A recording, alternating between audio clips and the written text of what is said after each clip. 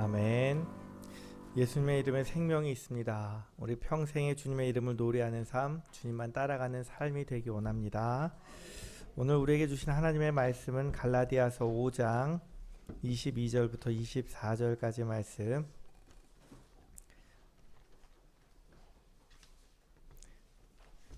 성경책에 줄로 딱 체크해 놓으세요. 앞으로 당분간 몇 줄을 더 보셔야 되니까. 자, 같이 읽겠습니다. 오직 성령의 열매는 사랑과 희락과 화평과 오래 참음과 자비와 양성과 충성과 온유와 절제니 이 같은 것을 금지할 법이 없느니라. 그리스도 예수의 사람들은 육체와 함께 그 정욕과 탐심을 십자가에 못 박았느니라. 아멘. 지난주에는 우리가 훈련해야 될 성품, 기쁨에 대해서 말씀드렸는데요. 말씀 듣고 한 주간 실천해 보셨습니까? 웃어 보셨어요? 자, 이렇게 웃으시라 그랬지, 안 되면. 웃어 보셨어요? 네. 또한 살면서 힘들고 지칠 때 자기를 좀 안아주셨습니까? 안아주시면서 넌 참 소중해. 넌 하나님의 기쁨이야. 하나님으로 이제 기뻐하자. 이렇게 말씀을 하시면서 살아가시는 삶이 되기 원합니다. 우리가 하나님 안에서 기쁘게 살아갈 수 있다는 것은 자존감이 높아지는 일입니다. 이 자존감이 높은 사람들이 그 특징이 있다고 합니다. 첫 번째는 의존하지 않는다고 합니다. 한 개씩 띄워주셔야 되는데 이게 한꺼번에 띄웠군요. 자, 의존성은 이게 자존감에 굉장히 중요합니다. 왜냐하면 자존감이 높은 사람은 남을 쉽게 의존하지 않아요. 의지하지 않아요. 자기 스스로 서려고 해요. 상대방의 인정과 공감을 구하는 마음보다 내가 스스로 서고자 하는 마음이 커요. 내가 남을 의지하고 의존하려고 하다 보면 자존감이 자꾸 낮아져요. 그럼 누가 없으면 어떡하지? 내가 인정 못 받으면 어떡하지? 다른 사람을 자꾸 의지하게 돼요. 그렇기 때문에 자존감이 높은 사람은 다른 사람이 나에게 무엇이라고 하는 것보다 스스로 서기 위해서 노력을 합니다. 두 번째로 실수를 두려워하지 않습니다. 사람들은 누구나 실수하죠? 실수 안 하시는 분 계신가요? 아무도 없습니다. 근데 자존감이 낮은 사람들은 실수하고 나면 그 다음부터 자꾸 자책을 합니다. 내가 왜 그랬지? 이거 굉장히 좋지 않습니다. 사람은 누구나 완벽하지 않기 때문에 실수합니다. 그런데 우리는 실수를 통해서 또한 배우고 성장한다는 것을 기억해야 됩니다. 전구를 발명한 토마스 에디슨이 이렇게 이야기했다고 합니다. 나는 실패한 것이 아니다. 나는 효과가 없는 1만 개의 방법을 발견한 것뿐이다. 굉장히 자존감이 높은 사람이죠. 천재 발명가 에디슨도 뭔가 하나를 발명하려고 그러면 1만 번의 실험을 했어요. 근데 그때마다 우리는 하다 보면 안 되네, 실패네 이렇게 생각하는데 에디슨은 실패라고 생각하지 않았어요. 효과 없는 방법을 몇 가지를 발견했다고요? 10,000가지를 발견했대요. 효과가 없는 방법을 발견했기 때문에 내가 효과 있는 방법을 발견했다. 이게 자존감 높은 사람들의 특징입니다. 세 번째로 자존감 높은 사람은 거절을 두려워하지 않습니다. 살다 보면 우리가 누군가에게 부탁을 하게 되는 경우가 있습니다. 근데 자존감이 높은 사람은 상대방이 거절해도 상처받지 않습니다. 내가 남들에게 이렇게 무언가를 부탁할 권리가 있듯이 그 사람은 무엇을 할 권리가 있어요? 거절할 권리가 있어요. 근데 대부분 거절을 할 때는 그 사람이 싫어서 거절하는 것보다는 내가 그 일에 대해서 못 해주기 때문에 거절을 하거든요. 근데 자존감이 낮으면 어떻게 생각하냐면 저 사람이 나를 싫어하나 봐. 저 사람이 나를 미워하나 봐. 거절당하면 그 사람을 싫어하거나 자책하거나 자기나 그 사람을 미워하게 됩니다. 그래서 우리는 자존감이 굉장히 중요합니다. 네 번째로 약점을 인정할 줄 압니다. 여러분들 약점이 있으시죠? 저도 약점이 많습니다. 근데 약점을 감추려고 하다 보면 누군가 약점에 대해서 이야기할 때 우리는 상처를 받고 힘들어합니다. 근데 내가 약한 걸 알아요? 근데 그걸 인정하는 사람은 나 원래 그래. 그러면 이제 무엇을 해야 되겠어요? 그 약점을 보충하기 위해서 노력을 하든지 아니면 약점을 도와줄 사람을 찾든지. 내가 약점을 인정하는 순간 그것은 나의 약점이 아니고 그냥 부족한 부분일 뿐이에요. 많은 부분 중에. 근데 그것을 약점이라고 생각하고 꽁꽁 감추려고 하다 보면 어느 순간 내 자신이 위축되는 것을 보게 됩니다. 그리고 자존감이 높은 사람의 특징은 남의 시선을 신경 쓰지 않습니다. 저희 집에도 아이들이 둘이 있는데 한 아이는 남이 뭐라고 하든지 관심이 없어요. 내가 하고 싶으니까 한다고 생각해요. 그럼 뭐가 높은 거예요? 자존감이 높은 거예요. 남의 말에 휘둘리지 않고 내가 하고 싶은 일을 합니다. 여섯 번째, 남의 탓을 하지 않습니다. 자존감이 낮으면 결과가 잘못되었을 때 그 원인을 자꾸 남 탓을 하는 사람이 있어요. 나는 이만큼 했는데 누가 이래서, 누가 저래서. 이 남 탓하는 것은요, 이 공동체에 굉장히 치명적인 이 분열을 일으킵니다. 이 사람들은 실수하고 잘못하는 것에 대해서 스스로 당당하게 받아들이고 용납하는 것을 어려워하기 때문에 나는 실수하면 안 돼, 나는 잘못하면 안 돼. 그러니까 이것은 누구 탓이에요? 나는 열심히 했으니까 남의 탓이에요. 이게 굉장히 힘든 공동체를 만들게 되는데요. 우리는 어떤 일이 있을 때 결과에 승복할 수 있고, 이거 내가 노력이 부족했구나, 그럼 더 하면 되지, 이렇게 생각할 수 있는 것이 자존감 높은 사람들의 특징입니다. 그다음 자존감 높은 사람은 상대방을 흉보지 않는다고 합니다. 많은 사람들이 유재석 참 좋아하죠. 유재석 가까운 사람들 얘기가 다 얘기해요. 유재석은 남들 욕하는 법이 없대요. 좋은 점을 본대요.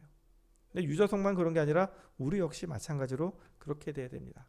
근데 간혹 가다가 이 자존감이 낮은 사람들은 남의 흉을 보는데 왜 흉을 보냐 하면 이 사람을 깎아내리면 내가 올라간다고 생각해요. 근데 남을 아무리 깎아내려도 나는 올라가지 않아요. 깎아내리는 그 모습을 보면서 다른 사람들은 속으로 생각하기를 너나 잘하세요, 이렇게 생각해요. 그렇죠? 오히려 남을 칭찬해주고 격려해주는 사람을 보면 우리는 그 사람을 더 사랑하고 존경하게 됩니다. 남의 이야기보다는 남의 이야기를 할 때는 어떤 이야기만 하세요? 좋은 이야기만 하시기 바랍니다. 그 다음에 화를 잘 내지 않습니다. 자존감이 강한 사람들은 남의 말에 쉽게 상처받지 않기 때문에 화도 잘 내지 않습니다. 화를 낼 때는 감정을 해소하려고 노력해요. 정말로 내가 이 일을 화낼 만한 일인가? 아니면 이 정말 나에게만 잘못이 있는가? 저 사람에게도 무슨 잘못이 있는가? 우리가 서로 어떤 잘못이 있는가? 이런 것들을 바라보면서 우리가 화해할 거리를 생각하게 됩니다. 제가 분당에 있을 때 부끄럽지만 담임 목사님께 대든 적이 있습니다. 어느 날 제가 혼자 이렇게 사무실에서 일하고 있는데 목사님이 오시더니 저를 책망을 하시는 거예요. 근데 듣다 보니까 너무 억울한 거예요. 그래서 욱하는 마음에, 아니 목사님 맨날 우리한테만 이렇게 고쳐라 얘기하시는데 목사님 이런 점 목사님 안 고치시지 않습니까? 목사님도 똑같이 그러시는데 왜 우리한테만 뭐라 그러십니까? 제가 나이도 어린 게 감히 목사님께 막 이렇게 대들고 화를 냈어요. 그러고 나서 목사님이 가만히 계시는데 속으로 어떻게 했어요? 아차, 조금만 참을 걸. 그죠? 이러다 목사님한테 찍히는 거 아닌가? 교회 옮겨야 될까? 이렇게 딱 생각을 하고 있는데 목사님이 한참 생각하시더니 입을 여시는 거예요. 깜짝 놀랐어요. 뭐라고 말씀하시냐면요, 그렇군요, 저도 고칠 점이 많았군요, 우리 같이 노력해 봅시다, 이러고 가시는 거예요. 근데 속으로는 목사님 그러고 가시죠. 밑에 부목사한테 쿨한 척 하시려고 저러시나, 내일부터 괴롭히시면 어떡하지? 그런데 진짜로 그 이후로 그거에 대한 말이 없으신 거예요. 그리고 나중에 추천서를 받을 일이 있을 때 추천서 이렇게 쓰시는 거예요. 차 목사님은 참 솔직하고 자기에게도 솔직한 사람입니다. 그래서 제가 감동을 받았지요. 그리고 더 잘하려고 노력을 했지요. 우리는 남들에게 누군가에게, 특히 아랫사람에게 안 좋은 이야기를 들으면 화를 내고 분노하기 쉽습니다. 근데 자존감이 높은 사람은 그 이야기를 들으면서 무슨 생각하냐면 나에게도 고칠 점이 있구나, 그리고 자기를 성장시키는 밑거름을 삼는 것을 보고 나도 저래야 되겠다라는 생각을 했던 것 같습니다. 그리고 마지막으로 자존감이 높은 사람은 자존감이라는 것에 집착하지 않습니다. 자존감이라는 것은요, 상황에 따라서 또한 어떤 일에 따라서 높아지기도 하고 낮아지기도 합니다. 내가 잘하는 부분이 있고 약한 부분이 있기 때문에. 그래서 내가 무엇을 잘하고 남들에게 인정받고 자존감이 있는 사람처럼, 쿨한 사람처럼 행동하려고 하는 게 아니라 내 자신 스스로를 있는 그대로 인정하는 것이 어찌 보면 자존감 높은 사람의 특징입니다. 결론적으로 자존감이 높은 사람은 남의 흉을 보거나 남의 탓을 잘 안 하기 때문에 인간관계가 좋은 편입니다.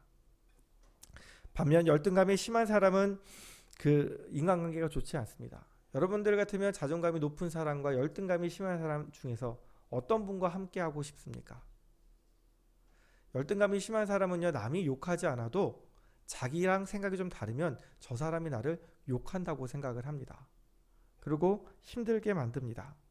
반면 자존감이 높은 사람들은 자기를 비판하는 이야기도 자기 성장의 발걸음으로 삼고 아무렇지도 않게 생각합니다.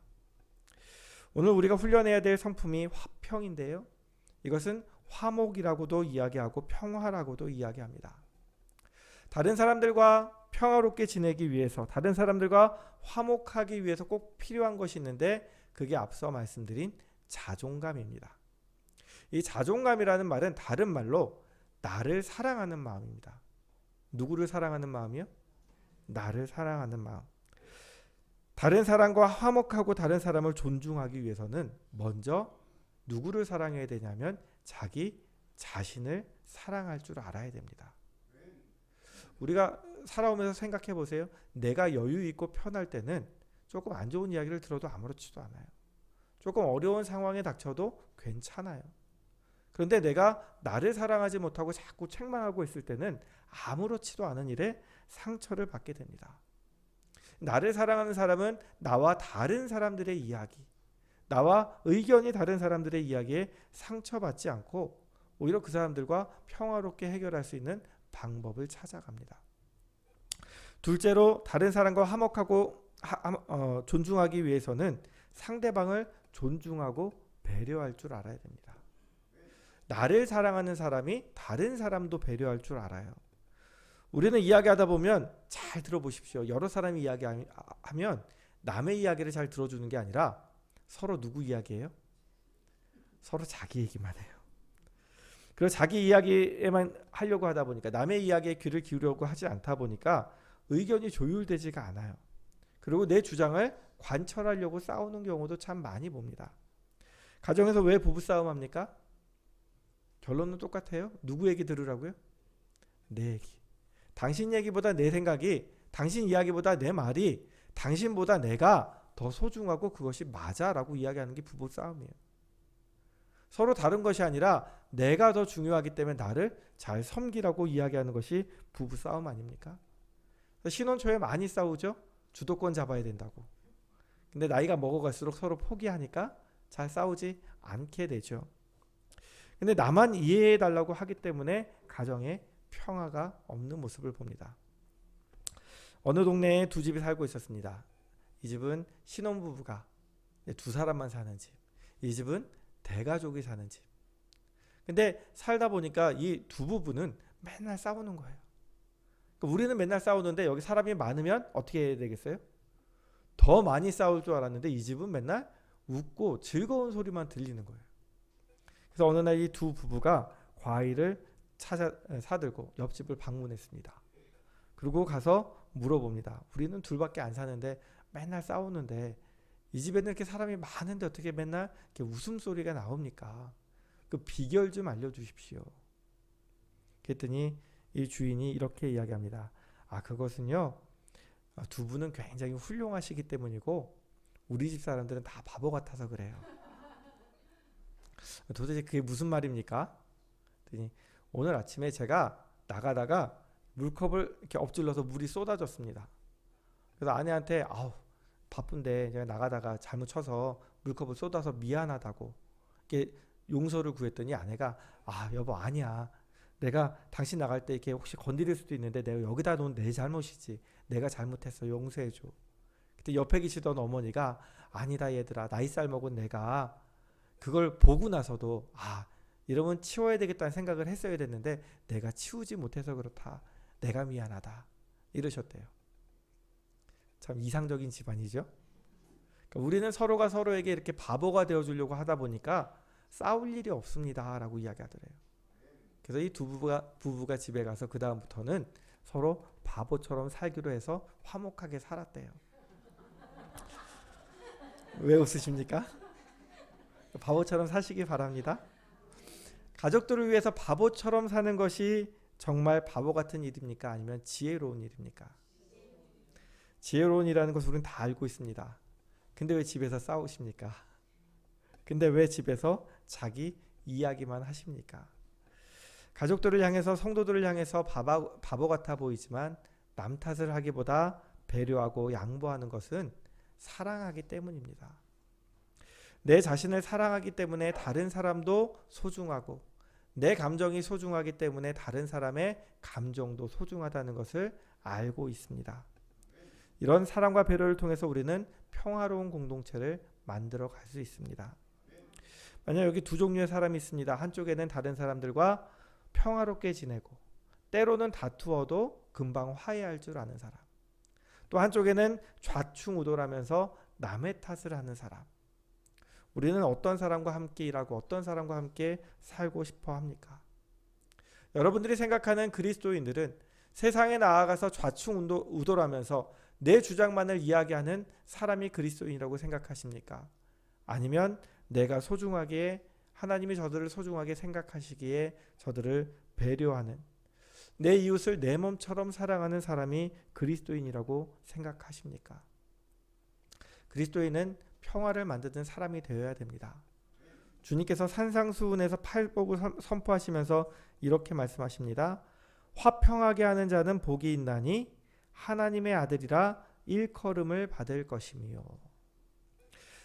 우리는 예수님을 통해서 하나님의 양자가 되었습니다. 믿으십니까? 하나님의 아들, 딸이 되었습니다.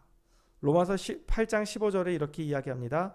너희가 다시 무서워하는 종의 영을 받지 아니하고 양자의 영을 받았으므로 우리가 아빠, 아버지라고 부르짖느니라. 아멘 하셨습니다. 우리가 하나님의 아빠, 아버지라고 부르셨다면 여러분들은 하나님의 아들과 딸입니다.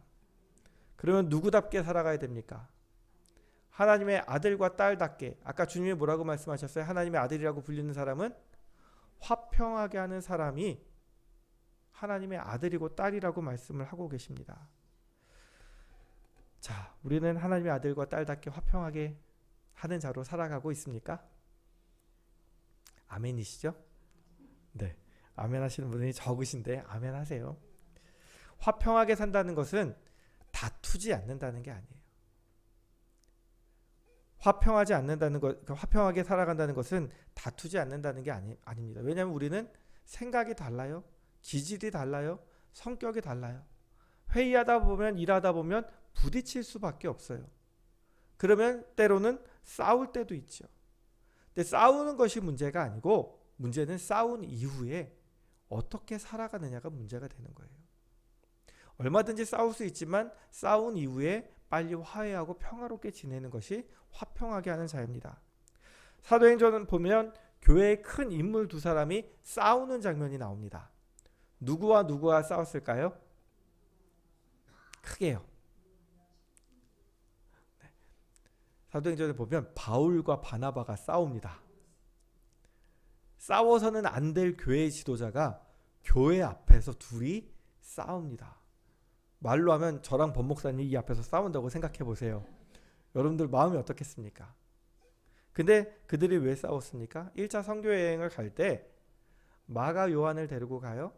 이 마가라는 사람이 그 바나바의 조카라고 얘기하기도 하고 사촌이라고 얘기하기도 해요. 헬라어가 좀 애매하기 때문에. 근데 어쨌든 데리고 갔는데 얼마 되지 않아서 나 힘들어서 못 가겠어요. 그리고 버가해서 집으로 가버려요. 이때는 문제가 되지 않았습니다. 그냥 갔으니까. 근데 갔다 와서 2차 선교여행을 가려고 하니까 마음씨 좋은 누가요? 바나바가, 위로의 사람 바나바가 우리 다시 마가를 데리고 갑시다. 그랬더니 사도 바울이 된다 그럴까요? 안 된다 그럴까요? 안 돼요. 그래요. 둘이 계속 얘기하는데 서로 의견을 조율하지 못합니다. 사도행전 15장에 보면 이렇게 이야기합니다. 바나바는 마가라 하는 요한도 데리고 가자 하나 바울은 밤빌리아에서 자기들을 떠나 함께 일하러 가지 아니한 자를 데리고 가는 것이 옳지 않다 하여 서로 심히 다투어 피차 갈라서니 바나바는 마가를 데리고 배 타고 구브로로 가고. 자, 심히 다투어 갈라섰어요. 둘은 원수가 되었을까요? 자, 어떤 목사님이 이 구절을 이렇게 설명하는 것을 보고 제가 은혜를 받았었는데요. 바나바는 마가라 하는 요한도 데리고 가자라고 하면서 이름을 이야기합니다. 근데 바울은 이름을 부르지 않습니다. 뭐라고 얘기하냐면 마가를 데리고 가는 것이 옳지 않다라고 하면 이제 문제가 되거든요. 근데 뭐라고 이야기하냐면 밤빌리아에서 자기들 떠나 함께 일하러 가지 아니한 자를 데리고 가는 것이 옳지 않다. 요 앞에 분명히 바나바는 마가라 그랬어요. 근데 바울은 뭐라고 얘기하냐면 함께 일하러 가지 아니한 사람. 이 헬라어 용법에 인칭 대명사를 쓸 때와 그다음 고유 대명사, 그냥 이름을 쓸 때는 큰 차이가 있다고 합니다. 만약 바울이 여기서 마가를 데리고 가면 안 됩니다라고 했으면 마가 자체를 부정하는 거예요. 마가 이 사람은 몹쓸 사람이니까 이 사람과 상종하기 싫습니다 해요. 근데 그게 아니고 바울은 뭐라고 얘기해요? 함께 일하러 가지 아니한 자라고 이야기했을 때는 마가를 부정하는 것이 아니고 아직 이 사람은 변화가 되지 않은 사람입니다. 이 사람을 데려가고 가면 변화가 되지 않았기 때문에 또 똑같은 일을 반복할 수 있는 여지가 너무 많습니다. 그렇기 때문에 그 일을 하는데 적합하지 않습니다. 이렇게 이야기하는 거라고 합니다. 이 위로의 사람 별명을 가진 그 바나바는 마가에게도 기회를 주고 다시 성장할 기회를 주자. 근데 바울은 무엇을 더 중요시 생각했냐면 복음 전하는 것을 더 중요하게 생각했어요. 복음을 전하는 일에 합당하지 않기 때문에 데려가면 안 된다. 그래서 두 사람은 갈라섰습니다. 근데 두 사람이 갈라져서 완전히 원수가 된 것이 아닙니다. 이들은 비록 갈라섰지만 그 싸움에 묶이지 않았고 서로를 미워하지 않았습니다. 나중 사도 바울 편지를 보게 되면 3차 전도 여행 때에 에베소에서 고린도 교회에 이렇게 편지합니다. 어찌 나와 바나바만 일하지 아니할 권리가 없겠느냐. 3차 여행도 혼자 갔거든요. 바나바랑 같이 안 갔거든요. 그럼 내가 이렇게 얘기해도 돼요. 근데 누구와요? 나와 바나바. 그러니까 사도 바울은 여전히 바나바를 존중하고 있었고 그와 교제하고 있었던 것을 알 수 있습니다. 또한 마가에 대해서는 이렇게 이야기합니다. 나와 함께 갇힌 아리스다고와 바나바의 생질 마가와 이 마가에 대하여 너희가 명을 받았으며 그가 이르거든 영접하라. 마가를 영접하라는 이야기를 하고요. 디모데후서에 보면 이렇게 이야기합니다. 너는 속히 내게로 오라. 데마는 이 세상을 사랑하여 나를 데리고 데살로니가로 갔고 그레스게는 갈라디아로 디도는 달마디아로 갔고 누가만 나와 함께 있느니라. 내가 올 때에 마가를 데리고 오라. 그가 나의 일에 유익하니라. 누구를 데리고 오라고요? 나의 일에 어떻게 하다고요? 유익하다고요. 그러니까 그때는 부족하다고 생각했지만 이제는 하나님께서 훈련시켜서 유익하다고 생각하는 거예요. 의견 차이로 다퉜지만 서로를 미워하지 않았습니다. 견해는 달랐지만 서로를 존중하며 살아가고 있었습니다. 다툼에는 묶이는 다툼이 있고 풀리는 다툼이 있습니다. 우리가 다투는 것 자체를 나쁘게 볼 필요는 없습니다. 제가 분당에 있을 때 그 교회는 당회할 때에 큰 소리가 자주 오가요. 의견이 달라서. 근데 나오면 아무렇지도 않아요. 그거는 그 일을 할 때 얻은 것이 더 좋은지 자기 의견을 이야기했을 뿐이에요. 저는 그 장로님들 되게 존경하고 존중하거든요. 우리가 회의하고 일하다 보면 얼마든지 다른 의견을 이야기할 수 있습니다. 그런데 그것에 얽매여서 싸우기 시작하면 누구 탓을 하기 시작하면 그거는 그때부터 문제가 되기 시작합니다. 우리가 살다 보면 서로 다른 것뿐이지 틀린 것이 아닙니다. 이것을 인식하면 우리가 싸움에 묶이지 않습니다. 근데 나와 다른 이야기를 했다고 그것에 묶이기 시작하는 사람들은 다툼과 미움과 증오와 갈등 속에 갇혀버립니다. 그 이후로는 그 사람을 만나면 지옥이 펼쳐집니다. 왜요? 내가 싫어하거든요. 다투고 그냥 끝쳐야 되는데 화해해야 되는데 싫어하고 미워하다 보면 그것이 바로 지옥이 됩니다. 화평하게 하는 사람은 다툴 수 있습니다. 그러나 다투고 회개합니다. 내가 좀 성질을 많이 냈구나. 그 사람도 화를 낼 이유가 있었구나. 이러고 서로를 이해하게 되다 보면 이것을 깨닫게 되다 보면 우리는 다툼은 멈추고 우리가 다툼에서 풀려나게 됩니다. 때때로는 다투었기 때문에 더 친해질 수도 있고, 때로는 다투었기 때문에 더 이해하게 될 수도 있고, 때로는 다투었기 때문에 우리가 더 성숙해질 수도 있다는 것을 기억하시기 바랍니다. 화평하기 위해서는 서로의 다름을 인정하는 것입니다. 나도 하나님이 소중하게 보시는 사람, 상대방도 하나님이 소중하게 보시는 사람. 근데 성경에 보면 고린도 교회 교인들은 싸우죠. 내가 더 잘났어, 내가 더 잘났어. 서로 잘났다고 자기가 높다라고 이야기하는 그 사람들에게 사도 바울이 무엇이라고 이야기하냐면, 그리스도가 교회의 머리시고 우리는 몸의 각 지체일 뿐이다. 손과 발이 다르고 눈과 코가 다르고 귀와 입이 다르듯이 우리가 어떻게 다 똑같을 수 있느냐? 우리는 다를 뿐이지 한 몸이라는 것을 기억해라. 나와 다른 사람을 보면 그게 정상일까요? 비정상일까요? 정상이에요. 나랑 똑같은 사람을 보면 그 사람이 이상한 거예요. 그죠? 나랑 똑같으니까. 우리가 서로 다르다는 것을 우리가 틀리다고 인식하지 말고 하나님 안에서 하나가 되는 성도님들이 되었으면 좋겠습니다.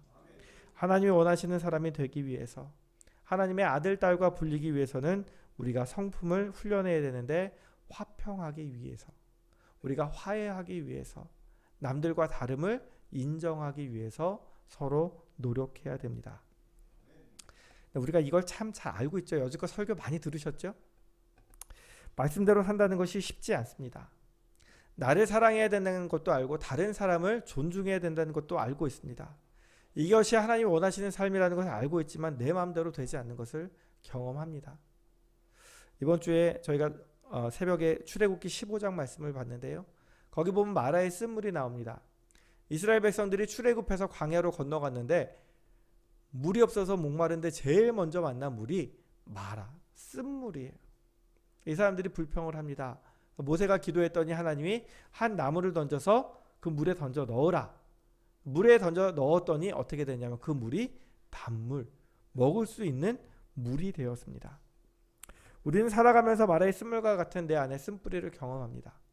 더러운 내 성격 때문에, 때로는 내 소심한 내 성격 때문에, 때로는 비겁한 내 성격 때문에, 때로는 욱하고 때로는 안 좋은 환경들 때문에 내 안에 쓴물이 계속해서 나오는 것을 경험하게 됩니다.